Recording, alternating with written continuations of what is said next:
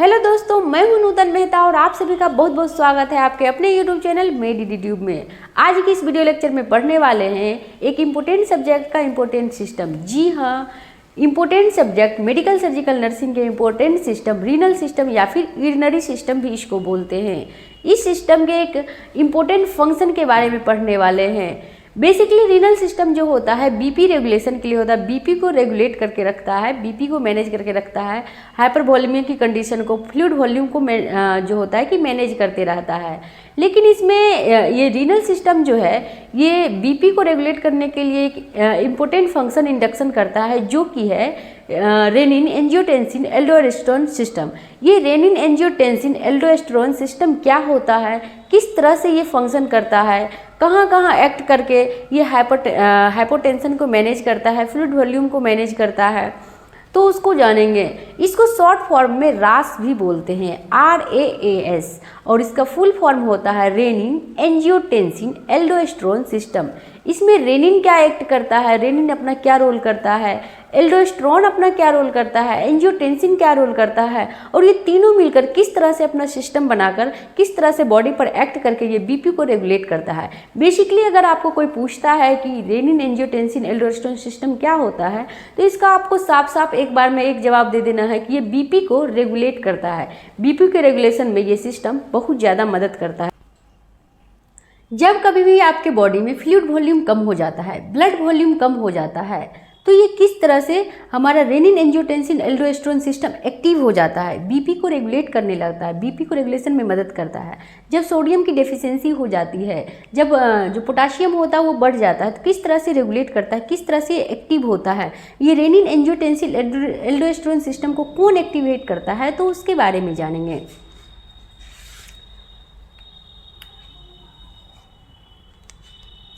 जैसा कि आपको पता है कि यूरिनरी सिस्टम के अंदर हमारा जो होता है किडनी के अंदर मिलियंस ऑफ नेफ्रॉन पाए जाते हैं, और वो नेफ्रॉन का काम होता है ब्लड को फिल्टर करना, जिसमें से क्या होता है कि कार्डियक आउटपुट में से 20% जो होता है कि हमारे किडनी की तरफ ब्लड आता है।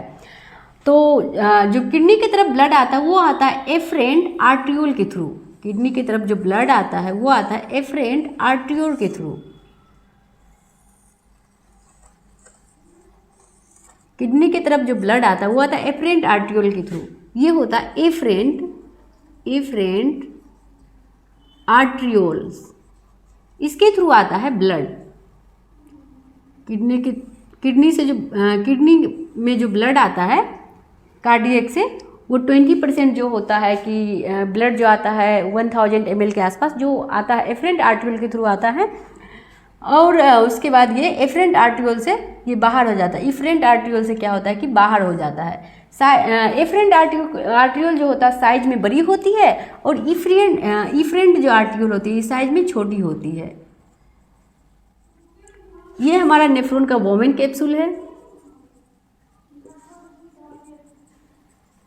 ये हमारा पीसीटी है,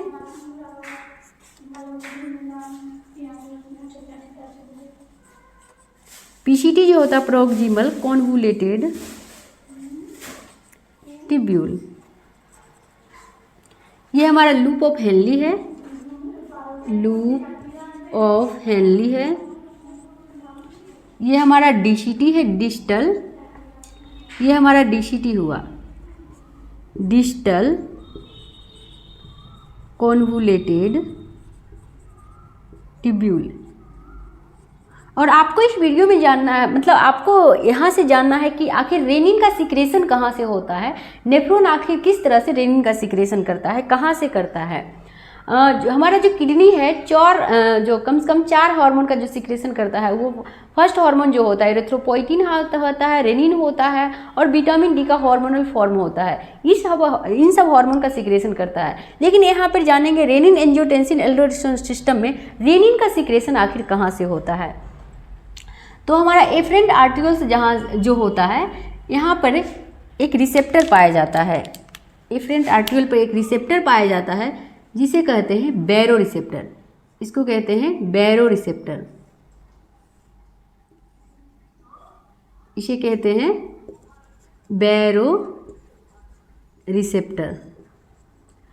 और डीसीटी जो होता है डिस्टल कॉन्वोल्यूटेड ट्यूब्यूल, इस पे भी एक रिसेप्टर पाया जाता है, इस पे भी एक रिसेप्टर पाया जाता है, इसे कहते हैं कीमो रिसेप्टर, कीमो रिसेप्टर। जो बैरो रिसेप्टर होता है ये हमारा बीपी का रेगुलेशन करता है, बीपी के रेगुलेशन के लिए सेंसिटिव होता है। और कीमो रिसेप्टर जो होता है ये सोडियम की डेफिशिएंसी के लिए स्टिमुलेट होता है, सोडियम डेफिशिएंसी के लिए सेंसिटिव होता है। लेकिन जब हमारे बॉडी में हाइपोवोलेमिया की भी कंडीशन हो जाती है, मतलब वाटर और सोडियम दोनों की डेफिशिएंसी हो जाती है, तो ये दोनों रिसेप्टर एक्टिवेट हो जाते हैं, दोनों स्टिमुलेट हो जाते हैं। इन दोनों को मिला जुला जो रूप होता है वो होता है जेजी एपरेटस। इन दोनों का मिला जुला जो रूप होता है, इन दोनों को मिला दे तो उसे कहते हैं जेजी एपरेटस। जेजी का मतलब होता है जुक्स्टा ग्लोमेरुलर एपरेटस, जुक्स्टा ग्लोमेरुलर एपरेटस होता है। और ये सीक्रेट करता है रेनिन हार्मोन का। यहीं से रेनिन हार्मोन का क्या होता है कि सिक्रेशन होता है, यहीं से क्या होता है कि हमारा रेनिन हार्मोन का सिक्रेशन होता है। जब रेनिन हार्मोन का सिक्रेशन होता है तो यहीं से शुरू होता है रेनिन एंजियोटेंसिन एल्डोस्टेरोन सिस्टम। तो क्या करता है कि रेनिन का सिक्रेशन कौन करता है? हमारा नेफ्रॉन करता है। कब करता है? जब क्या होता है कि हमारे बॉडी में सोडियम की भी डेफिशिएंसी हो जाती है और ब्लड वॉल्यूम जो होता है कि फ्लूइड की भी डेफिशिएंसी हो जाती है। उस समय क्या होता है, जब दोनों की डेफिशिएंसी हो जाती है तो हमारा बैरो रिसेप्टर भी एक्टिवेट हो जाता है और कीमो रिसेप्टर भी एक्टिवेट हो जाता है। जब बैरो और कीमो रिसेप्टर जो होता है ये दोनों एक्टिवेट हो जाता है, दोनों स्टिमुलेट हो जाता है, तो क्या होता है कि इन दोनों का मिला जुला जो रूप होता है वो होता है हमारा जेजी एपरेटस। जेजी एपरेटस, जेजी एपरेटस जो होता है जुक्स्टा ग्लोमेरुलर एपरेटस होता है। और जुक्स्टा ग्लोमेरुलर एपरेटस जो होता है ये रेनिन हार्मोन का सिक्रेशन करता है। बेसिकली जो हमारा बैरो रिसेप्टर जो होता है ये बीपी रेगुलेशन के लिए होता है। ये क्या होता है कि बीपी के रेगुलेशन के लिए सेंसिटिव होता है। और कीमो रिसेप्टर जो होता है ये सोडियम की डेफिशिएंसी के लिए क्या होता है कि सेंसिटिव होता है। जब सोडियम की डेफिशिएंसी होगी तो कीमो रिसेप्टर स्टिमुलेट होगा और जब हाइपोटेंशन की कंडीशन होगी तो क्या होगा कि बैरो रिसेप्टर स्टिमुलेट होगा। अब जब दोनों की डेफिशिएंसी होगी तो क्या होगा कि दोनों स्टिमुलेट होगा। दोनों का जो मिला जुला रूप होता है वो जेजी एपरेटस होता है। जेजी एपरेटस का फुल फॉर्म होता है जुक्स्टा ग्लोमेरुलर एपरेटस। और ये एक हार्मोन का सिक्रेशन करता है जो कि होता है रेनिन हार्मोन। और यहीं से हमारा शुरू होता है रेनिन एंजियोटेंसिन एल्डोस्टेरोन सिस्टम। क्या होता है कि जब हमारे बॉडी में क्या होता है कि हाइपोटेंशन की कंडीशन उत्पन्न होती है, यानी कि हमारा बीपी जो होता है वो लो होना स्टार्ट होता है। जब हमारे बॉडी में हाइपोवोलेमिया की कंडीशन उत्पन्न होती है, जब हमारे बॉडी में क्या होता है फ्लूइड वॉल्यूम कम होता है। क्या होता है जब हमारे बॉडी में हाइपोनेट्रीमिया की कंडीशन उत्पन्न होती है कि सोडियम की डेफिशिएंसी होती है, सोडियम जब हमारे बॉडी में कम होता है। जब हमारे बॉडी में क्या होता है कि पोटासियम लेवल क्या होता है कि बढ़ जाता है। जब हमारे बॉडी में पोटासियम लेवल बढ़ जाता है तो क्या होता है कि इसमें किडनी की सेल जो होती है वो स्टिमुलेट होती है। किडनी की सेल स्टिमुलेट करके क्या करती है कि रेनिन हार्मोन को सिक्रेशन करती है। और जब ये स्थिति रहता है, जब ये हाइपोटेंशन, हाइपोवोलेमिया, हाइपोनेट्रीमिया, हाइपरकेलेमिया ये जब कंडीशन होता है तो इसमें जो ऑर्गन इफेक्ट होते हैं वो ऑर्गन इफेक्ट होता है, हमारा लीवर इफेक्ट होता है, हमारा किडनी इफेक्ट होता है, हमारा लंग्स इफेक्ट होता है। क्योंकि इन सबको क्या होता है कि ब्लड की आवश्यकता होती है, ब्लड सप्लाई की, जो कि ब्लड इनको कम पड़ जाता है। किडनी को ब्लड जितना होना चाहिए फिल्टर के लिए उतना इनको भी कम पड़ जाता है, लंग्स को भी ब्लड सप्लाई कम हो जाता है। तो ये लोग अपना फंक्शन स्टार्ट करता है। तो उस समय क्या होता है कि किडनी हमारी रेनिन हार्मोन का जो सिक्रेशन करती है, यहाँ से जो रेनिन एंजियोटेंसिन एल्डोस्टेरोन सिस्टम जो होता है यहाँ से क्या होता है कि ये तीनों ऑर्गन उसमें इन्वॉल्व रहता है और ये अपना अपना क्या करता है कि एक्टिविटी को बढ़ा लेती है। तो लीवर क्या करता है, लीवर जो होता है इस स्थिति में क्या करता है कि हमारा लीवर जो है इस स्थिति में एक एंजाइम का सिक्रेशन करती है। लीवर जो है इस स्थिति में एक एंजाइम का सिक्रेशन करती है, उसे कहते हैं टेंसिनोजेन। एक एंजाइम का सिक्रेशन करती है हमारी लीवर जो है, इसे कहते हैं एंजियोटेंसिनोजेन। और उसके बाद जो हमारी किडनी है, किडनी जो सिक्रेशन करती है रेनिन हार्मोन का सिक्रेशन करती है। हमारी किडनी जो बीन शेप की ऑर्गन है ये क्या करती है कि रेनिन हार्मोन का सिक्रेशन करती है। और हमारी किडनी जो होती है कि 4 हार्मोन का सिक्रेशन करती है। एक होता है रेनिन जो बीपी के रेगुलेशन में मदद करता है, दूसरा जो होता है इरिथ्रोपोएटिन जो कि आरबीसी फॉर्मेशन में मदद करता है, और तीसरा जो होता है कि विटामिन डी का हार्मोनल फॉर्म होता है कैल्सिट्रायोल, और उसके बाद एक होता है कि प्रोस्टाग्लैंडिन हार्मोन। इन 4 हार्मोन का क्या करता है कि हमारी किडनी सिक्रेशन करती है। और रेनिन का ये सिक्रेशन कब करती है कि जब वो क्या होता है कि रेनिन का जो सिक्रेशन करती है किडनी की सेल करती है, जेजी एपरेटस करती है। जब क्या होता है शरीर में वॉल्यूम कम होना स्टार्ट होता है, फ्लूइड वॉल्यूम ब्लड वॉल्यूम कम होना स्टार्ट हो जाता है, तो क्या होता है कि हमारा किडनी एक्टिवेट होता है। उसके बाद जो हमारा लंग्स जो होता है, लंग्स भी एक हार्मोन का सिक्रेशन करता है जिसे कहते हैं ACE, एंजियोटेंसिनोजेन कन्वर्टिंग एंजाइम। ये तीनों अपना अपना क्या करता है कि हार्मोन का सिक्रेशन करता है कि जब हमारी बॉडी क्या होता है कि नॉर्मल में आ जाए अपना मतलब जो होता है कि ये तीनों ऑर्गन अपना अपना एफर्ट लगाता है, क्योंकि ये तीनों इफेक्ट हो चुका है। इन सबको क्या होता है ब्लड की कमी हो जाती है, जिसके कारण सब अपना अपना एफर्ट लगाता है, जिससे क्या होता है कि हमारा लीवर जो होता है एंजियोटेंसिनोजेन एंजाइम का सिक्रेशन करता है, हमारी किडनी जो होती है रेनिन हार्मोन का सिक्रेशन करती है, और हमारा लंग्स जो है ये भी साथ देता है इसमें, और ये एंजियोटेंसिनोजेन कन्वर्टिंग एंजाइम का सिक्रेशन करता है। इसको एक सीक्वेंस में बैठाते हैं।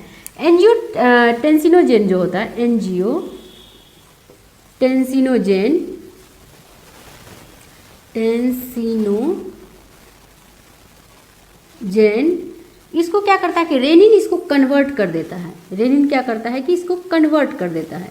ये रेनिन की हेल्प से क्या बन जाती है एंजियोटेंसिनोजेन फर्स्ट,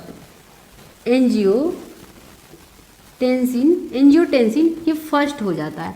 हमारा रेनिन जो हार्मोन का सिक्रेशन करके क्या बनती है जो एंजियोटेंसिनोजेन जो होता है कि जो रेनिन की मदद से एंजियोटेंसिन फर्स्ट में ये कन्वर्ट हो जाती है। और ये जो रेनिन का जो सिक्रेशन कौन करता है, रेनिन हमारा जो है किडनी की जो सेल होती है वो सिक्रेट करती है, जो जैसा कि आपको पता है। अब किडनी की सेल में जो कौन सी होती है जेजी एपरेटस जुक्स्टा ग्लोमेरुलर एपरेटस जो होती है ये क्या करती है कि रेनिन हार्मोन का सिक्रेशन करती है। और एंजियोटेंसिनोजेन एंजाइम जो है रेनिन की मदद से क्या बनती है कि एंजियोटेंसिन फर्स्ट में ये क्या होती है कि रिवर्ट हो जाती है, कन्वर्ट हो जाती है। उसके बाद क्या होता है एंजियोटेंसिन फर्स्ट जो होता है ये क्या होता है कि ACE की मदद से एंजियोटेंसिनोजेन कन्वर्टिंग एंजाइम की मदद से क्या होता है कि ये एंजियोटेंसिन फर्स्ट में कन्वर्ट हो जाती है, एंजियोटेंसिन सेकेंड में ये कन्वर्ट हो जाती है।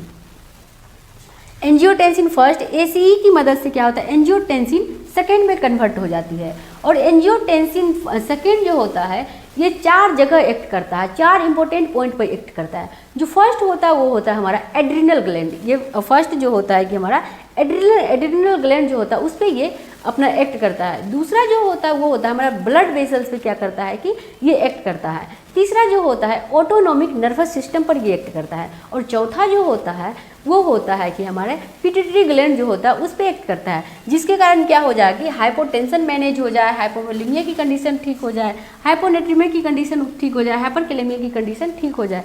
इसके लिए क्या करता है एंजियोटेंसिन सेकेंड जो होता है इन 4 जगह पर क्या करता है ये एक्ट करता है, ये 4 जगह पे एक्ट करता है। उसमें फर्स्ट जो होता है वो हमारा होता है एड्रिनल ग्लैंड। एड्रिनल ग्लैंड पर क्या करता है एंजियोटेंसिन सेकेंड जो होता है कि एक्ट करता है ग्लैंड। सेकेंड जो होता है वो हमारे ब्लड वेसल्स पे एक्ट करता है, ब्लड वेसल्स पे ये एक्ट करती है। थर्ड जो होती है वो होती है कि autonomic nervous system ANS, autonomic nervous system पर ये एक्ट करती है। और फोर्थ जो होता है वो होता है हमारा फोर्थ जो होता है कि ये पिट्यूटरी ग्लैंड पर एक्ट करती है। पोस्टीरियर पिट्यूटरी जो होता है वहाँ पर एक्ट करती है, पोस्टीरियर पिट्यूटरी ग्लैंड पर एक्ट करती है। तो यहाँ तक आपका कहानी क्लियर हो गया होगा कि किस तरह से ये एक्ट करता है। जब क्या होता है कि ब्लड वॉल्यूम कम हो जाता है, बीपी हमारी कम हो जाती है, हाइपोनेट्रीमिया की कंडीशन, हाइपरकैलेमिया की कंडीशन उत्पन्न हो जाती है, तो इससे क्या होता है कि हमारे किडनी की सेल रेनिन हार्मोन का सिक्रेशन करती है, जैसा कि ये आपको पता है। और इससे क्या होता है कि जब ये सब कंडीशन उत्पन्न हो जाती है तो इसमें 3 ऑर्गन इन्वॉल्व होते हैं, जो इन तीनों ऑर्गन को क्या होता है कि ये इफेक्ट होता है, जिसके कारण ये सब अपना अपना एफर्ट लगाता है। तो जो हमारा लीवर होता है, लीवर क्या करता है कि एंजियोटेंसिनोजेन को ये क्या करता है कि सीक्रेट करता है। एंजियोटेंसिनोजेन एक तरह का एंजाइम है जो कि लीवर सीक्रेट करता है। और हमारी किडनी जो अपना एफर्ट लगाती है, जो कि किडनी की सेल जो एफर्ट लगाती है, रेनिन हार्मोन का सीक्रेशन करती है। और हमारा लंग्स जो अपना एफर्ट लगाता है वो एंजियोटेंसिनोजेन कन्वर्टिंग एंजाइम क्या करती है, सीक्रेट करती है। तो उसमें क्या होता है, एंजियोटेंसिनोजेन क्या होता है कि रेनिन की मदद से ये एंजियोटेंसिन फर्स्ट में कन्वर्ट हो जाती है। एंजियोटेंसिन फर्स्ट जो होता है कि एंजियोटेंसिनोजेन कन्वर्टिंग एंजाइम की मदद से, ACE की मदद से क्या होता है कि ये एंजियोटेंसिन सेकेंड में ये कन्वर्ट हो जाती है। एंजियोटेंसिन क्या होता है, ये सेकेंड में कन्वर्ट होता है। ACE की मदद से क्या होता है कि ये एंजियोटेंसिन सेकेंड में ये कन्वर्ट हो जाती है। और एंजियोटेंसिन सेकेंड जो होता है ये 4 इंपॉर्टेंट पॉइंट पर, जो 4 इंपॉर्टेंट जगह होता है उस पर ये एक्ट करता है। उस पर एक्ट, और उसमें कौन कौन सी जगह पर ये एक्ट करता है। जो फर्स्ट होता है वो एड्रिनल ग्लैंड पे एक्ट करता है। सेकेंड जो होता है वो होता है ब्लड वेसल्स पे एक्ट करता है। थर्ड जो होता है वो ऑटोनॉमिक नर्वस सिस्टम पे एक्ट करता है। फोर्थ जो होता है वो होता है पोस्टीरियर पिट्यूटरी ग्लैंड पे एक्ट करता है। इस तरह से ये अपना एक्ट करके, ये अपना रोल प्ले करके क्या करता है कि ये क्या अपना जो बॉडी का जो फंक्शन डिस्टर्ब हो गया उसको मैनेज करने में ये अपना हेल्प करते हैं, अपना एफर्ट लगाते हैं। तो हमारा एंजियोटेंसिन सेकेंड जो होता है वो 4 जगह एक्ट करता है। वो सबसे फर्स्ट होता है एड्रिनल ग्लैंड, सेकेंड जो होता है ब्लड वेसल्स, थर्ड जो होता है वो होता है हमारा ऑटोनॉमिक नर्वस सिस्टम, फोर्थ जो होता है वो होता है हमारा पोस्टीरियर पिट्यूटरी ग्लैंड। लेकिन ये किस तरह से एक्ट करता है और क्या क्या चेंजेज आते हैं उसके बारे में जानेंगे। तो सबसे फर्स्ट जो है एड्रिनल ग्लैंड। एड्रिनल ग्लैंड पर ये जब एक्ट करता है एंजियोटेंसिन सेकेंड तो क्या चेंजेज आते हैं, तो चलिए जानते हैं। When angiotensin second act on adrenal gland, जब ये क्या करता है एड्रिनल ग्लैंड पर एक्ट करता है तो क्या होता है कि it stimulates the secretion of aldosterone. तो हमारा क्या करता है, जो एड्रिनल ग्लैंड जो है वो एल्डोस्टेरोन को क्या करता है कि सीक्रेट करता है। जब एड्रिनल ग्लैंड स्टिमुलेट होता है तो सिक्रेशन उसका क्या होता है कि एल्डोस्टेरोन को। और एल्डोस्टेरोन जो हार्मोन है वो है मिनरलोकॉर्टिकॉइड्स, या फिर इसको साल्ट हार्मोन कहते हैं। एल्डोस्टेरोन जो होता है वो होता है कि मिनरलोकॉर्टिकॉइड्स या फिर ये साल्ट हार्मोन है। और ये क्या करेगा कि ये जो साल्ट हार्मोन है ये क्या करेगा, सोडियम और वाटर का क्या करेगा, रीएब्जॉर्प्शन कराएगा। सोडियम और वाटर का क्या करेगा, रीएब्जॉर्ब कराएगा from renal tubule. Renal tubule के द्वारा क्या करेगा कि ये सोडियम और वाटर का रीअब्जॉर्ब कराएगा। जब ये रीअब्जॉर्ब कराएगा तो जो हमारे बॉडी में जो क्या हो रही थी, हाइपोनेट्रीमिया की जो कंडीशन हो रही थी वो क्या हो जाएगा कि मैनेज हो जाएगा। क्या हो जाएगा, जब रीअब्जॉर्ब होगा तो क्या होगा कि हाइपरनेट्रीमिया होगा। हाइपरनेट्रीमिया जो कि इससे पहले क्या हो रहा था कि हाइपोनेट्रीमिया हो रहा था। जब वाटर का रीअब्जॉर्ब हो रहा है तो क्या होगा कि अब हाइपरवोलीमिया। जब हाइपरवोलीमिया होगा तो क्या होगा कि इसका बीपी इंक्रीज होगा, तब क्या होगा कि हाइपरटेंशन। इससे पहले क्या था, हाइपोटेंशन था, अब होगा हाइपरटेंशन, क्योंकि फ्लूइड वॉल्यूम का रीअब्जॉर्ब हो रहा है, सोडियम का रीअब्जॉर्ब हो रहा है। तो क्या होगा कि ये कंडीशन एकदम चेंज हो गया। उस समय क्या हो रहा था, हाइपोनेट्रीमिया हो रहा था, अभी हाइपरनेट्रीमिया हो गया। उस समय हाइपोवोलीमिया हो रहा था, अब हाइपरवोलीमिया हुआ। उस समय टेंशन की कंडीशन थी, बीपी कम थी, अब बीपी बढ़ा है। और दूसरा काम ये साल्ट हार्मोन क्या करता है कि ये पोटासियम को क्या करता है, potassium excrete from renal tubule. क्या उस समय क्या था, हाइपरकैलेमिया की कंडीशन उत्पन्न थी। इसके कारण क्या हो रहा है कि हमारा जो एल्डोस्टेरोन जो हार्मोन का सिक्रेशन होता है एड्रिनल ग्लैंड से, तो क्या होता है कि रीनल टिब्यूल के थ्रू क्या होता है कि ये एक्सक्रीट होता है, बाहर हो जाता है, बॉडी से एक्सक्रीट कर दिया जाता है। तो अब क्या हो जाएगा कि हाइपोकैलेमिया। उस समय क्या हो रही थी, हाइपरकैलेमिया हो रही थी। हमारे बॉडी में क्या हुआ था कि पोटासियम बढ़ा हुआ था। तो इस तरह से क्या होता है कि एड्रिनल ग्लैंड जो है इस पे क्या होता है, एंजियोटेंसिन सेकेंड जो है जो एक्ट करता है, जिससे क्या होता है कि एड्रिनल ग्लैंड जो है वो स्टिमुलेट होता है। जब वो स्टिमुलेट होता है तो वो एल्डोस्टेरोन नाम का हार्मोन का सीक्रेशन करता है। और एल्डोस्टेरोन जो हार्मोन है ये मिनरलोकॉर्टिकॉइड्स हार्मोन है या फिर सॉल्ट हार्मोन है। और ये सॉल्ट हार्मोन क्या करता है कि ये रीनल ट्यूब्यूल से क्या कराता है कि सोडियम और वाटर का रीअब्जॉर्ब करा लेता है, फिर से खींच लेता है बॉडी में। और क्या होता है कि जिसके कारण उस समय क्या होता है, हाइपोनेट्रीमिया की जो कंडीशन उत्पन्न हो रही थी, सोडियम की डेफिशिएंसी हो रही थी, अब वो पुनः पूर्ति होकर अब बढ़ा है। जो फ्लूइड वॉल्यूम जो कम हो गया था वो भी अब फ्लूइड वॉल्यूम अब बढ़ा है। बीपी जो कम हो रही थी अब बीपी भी बढ़ा है। और क्या दूसरा काम क्या करता है कि ये पोटासियम को एक्सक्रीट कराता है, बॉडी से बाहर निकालने में मदद करता है रीनल ट्यूब्यूल के थ्रू। तो उससे क्या होता है कि हाइपरकैलेमिया की जो कंडीशन थी अब वो हाइपोकैलेमिया हो गया, नॉर्मल कंडीशन आ गया है। मतलब क्या हो गया, पहले था एकदम रिवर्ट हो गया, पहले था हाइपरकैलेमिया अभी हाइपोकैलेमिया हो गया, पहले था हाइपोटेंशन अब हाइपरटेंशन हुआ, पहले था क्या था कि हाइपोनेट्रीमिया था वह हाइपरनेट्रीमिया हुआ है, पहले था हाइपोवोल्यूमिया और अब है हाइपरवोल्यूमिया। और ये सब किसके कारण हुआ, एड्रिनल ग्लैंड के कारण हुआ। एड्रिनल ग्लैंड पे क्या हुआ कि एंजियोटेंसिन सेकेंड का एक्शन हुआ और ये एक्ट किया और जिसके कारण क्या एड्रिनल ग्लैंड हमारा स्टिमुलेट हुआ और एल्डोस्टेरोन हार्मोन का सीक्रेशन किया और जिसके कारण क्या हुआ कि ये सब फंक्शन हमारे बॉडी में हुआ। दूसरी इंपॉर्टेंट पॉइंट जो है एक्ट ऑन ब्लड वेसल्स, हमारा एंजियोटेंसिन सेकेंड जो है दूसरी इंपॉर्टेंट पॉइंट पर जो एक्ट किया है वो है ब्लड वेसल्स पे ये एक्ट करना शुरू कर दिया है, जिसमें ये क्या करता है कि when angiotensin second act on blood vessels पे ये एक्ट किया है, जिसके कारण क्या हुआ कि इट इज रिस्पॉन्सिबल फॉर वेसो कॉन्ट्रिक्शन। क्या हुआ, वेसो कॉन्ट्रिक्शन हुआ, ब्लड वेसल्स सिकुड़ना स्टार्ट हो गया, कॉन्स्ट्रिक्ट होना स्टार्ट हो गया, जिससे क्या होगा which will lead to increase peripheral resistance and cause increase blood vessels. क्या हुआ कि जब एंजियोटेंसिन सेकेंड जो है ब्लड वेसल्स पे एक्ट किया तो क्या हो गया कि हमारा जो ब्लड वेसल्स है वो कॉन्स्ट्रिक्ट हो गया, सिकुड़ गया, जिसके कारण क्या हुआ कि इंक्रीज पेरिफेरल रेसिस्टेंस जो होता है कि वो इंक्रीज हो गया। उसके बाद क्या हुआ कि इंक्रीज हमारा ब्लड प्रेशर जो होगा इंक्रीज हो गया।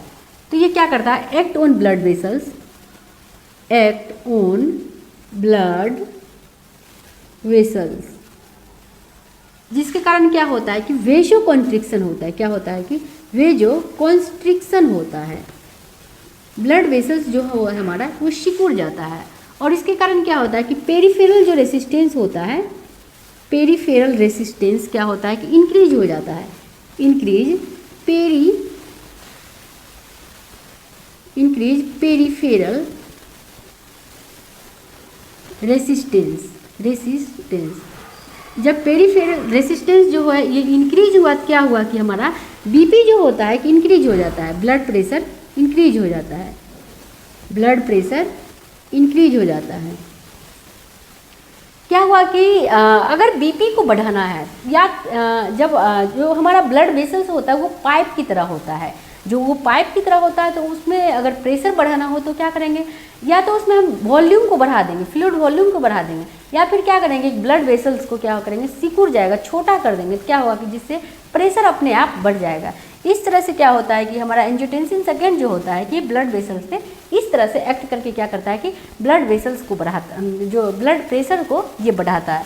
तो सबसे पहले ये एक्ट करता है ब्लड वेसल्स पे, जिससे क्या होता है कि वेसो कॉन्ट्रिक्शन हो जाता है एंजियोटेंसिन सेकेंड के कारण, और जिससे क्या होता है पेरिफेरल रेसिस्टेंस जो होता है कि वो इंक्रीज हो जाता है और जिसके कारण क्या होता है कि ब्लड प्रेशर जो होता है कि वो बढ़ जाता है। इस तरह से ये जो होता है कि ब्लड वेसल्स पे एक्ट करता है हमारा सेकेंड जो पॉइंट था, सेकेंड जो जगह था उस पर ये एंजियोटेंसिन सेकेंड काम करता है। तीसरा जो मैकेनिज्म है, आपने पढ़ा है कि 4 मैकेनिज्म जो होता है कि एंजियोटेंसिन सेकेंड जो होता है 4 इंपॉर्टेंट पॉइंट पे जाके एक्ट करता है। फर्स्ट जो होता है एड्रिनल ग्लैंड होता है, जिसके बारे में अभी आपने जाना। सेकेंड जो होता है वो होता है ब्लड वेसल्स, जिसके बारे में अभी आपने जाना।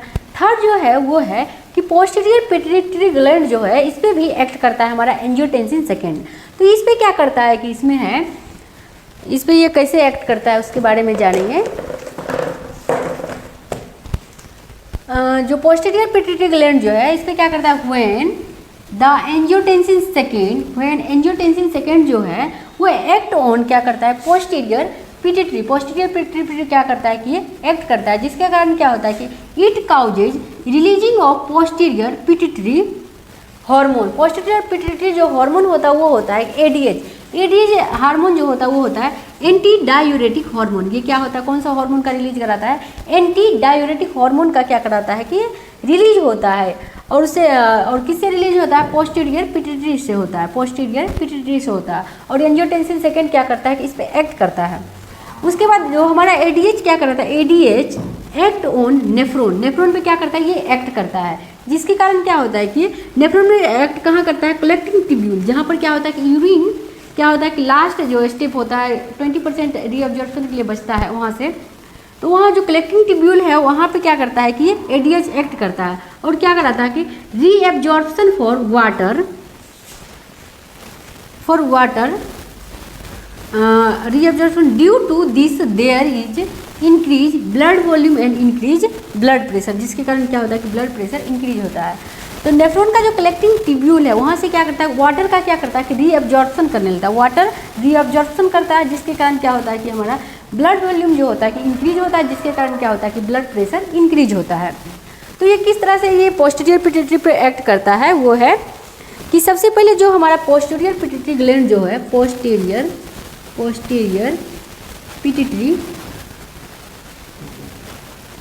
पर एक्ट करता है एंजियोटेंसिन सेकेंड। एंजियोटेंसिन जब सेकेंड एक्ट करता है तो वहाँ से क्या होता है कि पोस्टीरियर पिट्यूटरी से एडीएच हार्मोन का रिलीजिंग होता है।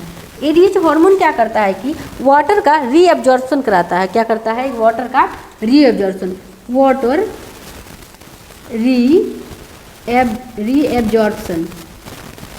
रीअब्जॉर्प्शन कराता है, जिसके कारण क्या होता है इंक्रीज वॉल्यूम,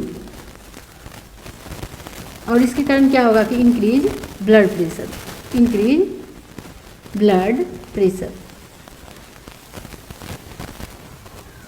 बस इस तरह से ये मैकेनिज्म। तीसरा जो मैकेनिज्म किस तरह से काम किया है कि जो हमारा एंजियोटेंसिन सेकेंड है वो एक्ट किया हमारे पोस्टीरियर पिट्यूटरी ग्लैंड पर। जो पोस्टीरियर पिट्यूटरी ग्लैंड है वो क्या किया है कि एडीएच हार्मोन का क्या किया है, सीक्रेट किया है, एडीएच हार्मोन क्या क्या रिलीज किया है। और एडीएच हार्मोन क्या होता है, वो होता है एंटी डायूरेटिक हार्मोन। और एंटी डायूरेटिक हार्मोन क्या करता है, एक्ट करता है ये नेफ्रॉन के ऊपर। नेफ्रॉन में भी कहाँ, कलेक्टिंग ट्यूब्यूल के पास ये एक्ट करता है। और वहाँ से क्या होता है कि वाटर जो बचा कुचा यूरिन जो है उसमें क्या करता है कि उसमें से वाटर को भी क्या करता है, रीअब्जॉर्ब कर लेता है दोबारा से। और वाटर रीअब्जॉर्प्शन होता है, जिसके कारण क्या होता है कि इंक्रीज ब्लड वॉल्यूम क्या होता है कि बढ़ता है, जिसके कारण क्या होता है ब्लड प्रेशर भी बढ़ता है। इस तरह से क्या होता है कि थर्ड वाला मैकेनिज्म इस तरह से काम करता है। फोर्थ जो है वो है एंजियोटेंसिन सेकेंड जो होता है वो क्या करता है कि ऑटोनोमिक नर्वस सिस्टम पर क्या करता है कि एक्ट करता है। जब ये ऑटोनोमिक नर्वस सिस्टम पे एक्ट करता है तो उसमें क्या करता है कि सिंपैथेटिक नर्वस सिस्टम पे एक्ट करता है। ऑटोनोमिक नर्वस सिस्टम ये सिंपैथेटिक नर्वस सिस्टम पे एक्ट करता है, जिसमें क्या होता है कि सिंपैथेटिक नर्वस सिस्टम का ये नेचर होता है कि फ्लाइट एंड फाइट का काम करता है। ये क्या करता है कि जितना जो कर सकता है ये अपना करते रहता है ये। और ये सिंपैथेटिक नर्वस सिस्टम क्या करता है, speed up all body system. ये जो ऑल बॉडी सिस्टम है उसको क्या करता है, स्पीड कर देता है, सिर्फ जीआई सिस्टम को छोड़कर। सिर्फ क्या होगा कि गैस्ट्रो इंटेस्टिनल फंक्शन जो गैस्ट्रो इंटेस्टिनल सिस्टम जो है उसको छोड़कर बाकी सारे सिस्टम को क्या करता है कि स्पीड अप कर देता है। जिससे क्या होता है कि जो स्पीड करता है उसमें क्या होता है कि कार्डियोवास्कुलर सिस्टम जो होता है हमारा, कार्डियोवास्कुलर सिस्टम ये क्या करता है कि इंक्रीज कर देता है कार्डियक आउटपुट को। जब ये कार्डियक आउटपुट को इंक्रीज कर देगा तो क्या होगा कि इंक्रीज हार्ट रेट क्या होगा कि बढ़ जाएगा।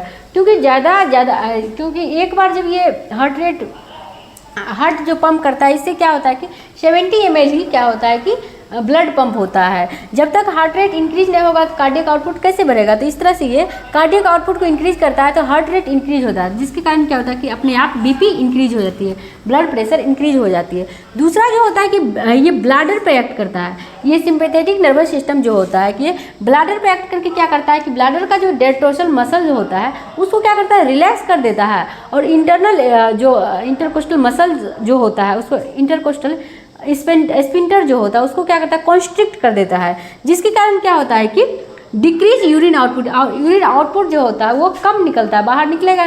जो ब्लैडर है वो रिलैक्स हो गया और इंटरनल स्पिंटर मसल्स जो है वो हो गया कॉन्स्ट्रिक्ट हो गया, वो क्लोज हो गया। जिसके कारण क्या होगा कि यूरिन आउटपुट कम निकलेगा, जिससे क्या होगा कि डिक्रीज वॉल्यूम लॉस, वॉल्यूम का लॉस क्या होगा कि कम होगा।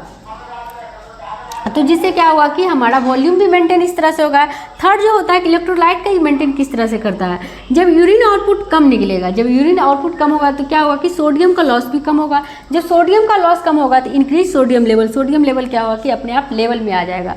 तो हमारा जो रास था RAS, रास जो शॉर्ट फॉर्म है रेनिन एंजियोटेंसिन एल्डोस्टेरोन सिस्टम का, इसका बेसिकली फंक्शन क्या हुआ कि ये सिर्फ और सिर्फ ये BP को मेंटेन करने का काम करता है। जब हमारा बॉडी स्ट्रेस में रहता है, हाइपोवोलेमिया या फिर हाइपोटेंशन, हाइपोनेट्रीमिया, हाइपरकैलेमिया, इन सब केस में जब रहता है तो ये क्या होता है कि रेनिन हार्मोन का सीक्रेशन होता है, जिससे क्या होता है कि ये इस तरह से ये रेनिन एंजियोटेंसिन और एल्डोस्टेरोन ये तीनों मिलाकर एक सिस्टम बनाता है और ये इस तरह से हर एक सिस्टम पर अपना फंक्शन डालकर, इफेक्ट डालकर ये इस तरह से काम करता है। आई होप आपको वीडियो पसंद आया होगा और ये टॉपिक अच्छे से समझ आया होगा। अगर वीडियो अच्छा लगा तो प्लीज़ लाइक कर दीजिए, चैनल को सब्सक्राइब कर लीजिए। मिलते हैं नेक्स्ट वीडियो में। Thanks for watching.